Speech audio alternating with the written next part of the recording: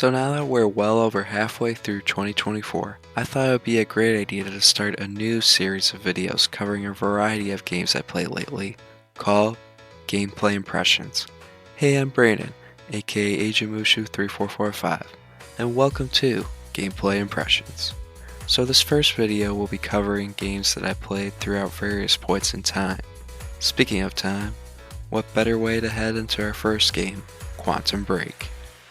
Developed by Remedy Entertainment, Quantum Break is a 2016 action-adventure third-person shooter that centers on Jack Joyce, who's granted time manipulation powers after a failed time machine experiment causes his brother, William, to disappear. Now honestly guys, as someone who is a sucker for anything time-related, I found this game to be pretty underwhelming. First off, I wish that the time manipulation powers were a lot more innovative, like in the Prince of Persia games, but instead they tend to be pretty generic. Like time vision is very similar to eagle vision or thermal vision in the Assassin's Creed games or Batman Arkham games. Another thing is that the game is split into 5 acts. After playing through an act, players take control of the antagonist, Paul Serene, to make a pivotal concurrent decision that supposedly impacts the plot called junction points. Unfortunately, these junction points come across as one of those split decisions that players make that doesn't really seem to affect the overall plot in the slightest. Also, after every junction point, an episode of an integrated live-action TV show will play that is supposed to tell the story of the antagonist. While it's definitely a cool concept, these TV episodes mostly focus on side characters, are incredibly boring, and feel like a cheap network television show. While this game does have some interesting concepts in it, they just aren't fully fleshed out or implemented into the game in interesting ways. Although, despite all its shortcomings, it is a game that I do think about from time to time. Like if you know anything about Remedy's latest game, Alan Wake 2, you'll know that the Remedy Connected Universe is a thing. Anyways, who knows, maybe I'll give Quantum Break another chance in some point in time, but I have no desire to anytime soon. I mean heck, not only is the story forgettable, but I can even see why it tends to be Remedy's most forgotten game, which leads us down to the forgotten wonderland of our next game. No, not the cartoon wasteland. Ah, now that's more like it, because that brings us to Kirby and the Forgotten Land, which is the first game in the Kirby series to feature full 3D gameplay.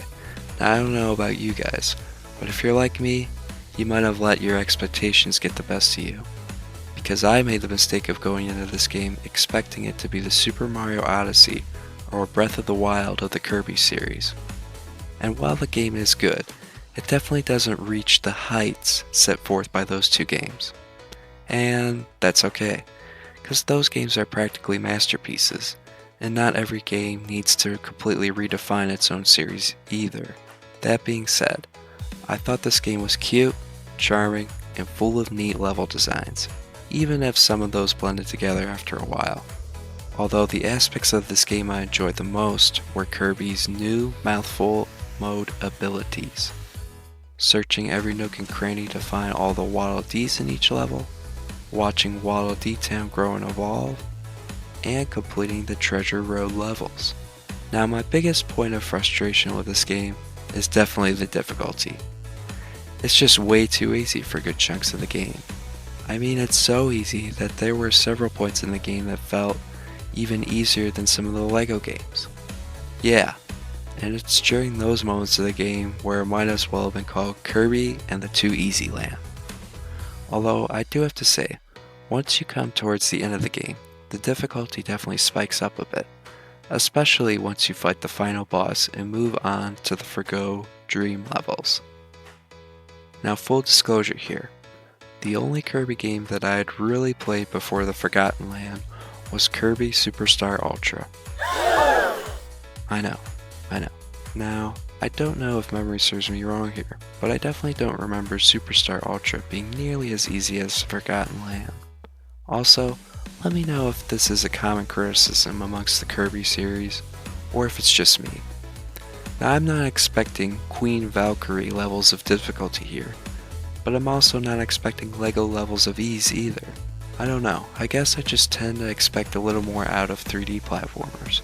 Like a lot of the best ones tend to hit that sweet spot of being easy to pick up and play for newcomers, while simultaneously offering additional challenge and depth for more experienced players. And while at its best it can be an enjoyable delight, Kirby and the Forgotten Land unfortunately misses the mark when it comes down to hitting that sweet spot. But that brings us to our last game, a game that certainly hits that sweet spot. Yes, that's right, it's Astro's Playroom, the little packing game for the PS5 that serves as a tech demo for showing off the full capabilities of the DualSense controller. Now I don't know about you guys, but I definitely think that Astro's Playroom can join the likes of Tetris and Wii Sports as one of the best packing games of all time. I'm not kidding. This game was a blast from start to finish. Like, you start out in a hub world inside your PS5 called CPU Plaza, which provides access to 5 worlds that are each themed after a component of the console and contain collectibles themed after a PlayStation console.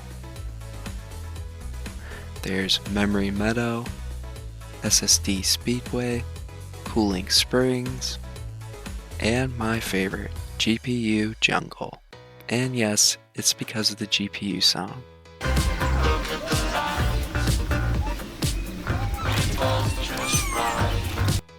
Oh, and the final world? I'll keep that one under wraps. Heck, there's even 2 levels where Astro gets into a special power-up suit that really makes use of the DualSense controller. The first one features a frog suit with a spring where you tilt the controller to guide the frog and press L2 or R2 to bounce, which offers resistance by utilizing the adaptive trigger system. No joke, this one actually made my hands feel numb after a while from all that vibration. Now the second one is the ball suit where you swipe the touchpad to guide the ball. There's also the network speedrun, which lets you compete in time trials, and PlayStation Labo, which houses all the PlayStation collectibles that Astro has collected. Speaking of which, this game is chock full of PlayStation Easter eggs, since it was also made to celebrate PlayStation's 25th anniversary. Like, you could see various groups of bots reenacting scenes from a bunch of PlayStation's franchises. All of which made for a wonderful surprise when I bought and booted up my PS5 for the first time last year. And not to mention, I cannot wait to get a chance to see what Team Asobi has cooked up in Astrobot now that they've been given the reins to make a full-length game for Astro. That being said, we have now reached the end of the first installment of Gameplay Impressions. If you've played any of these games, or simply just enjoyed this video, then let me know down in the comments below. Alright guys, that's it.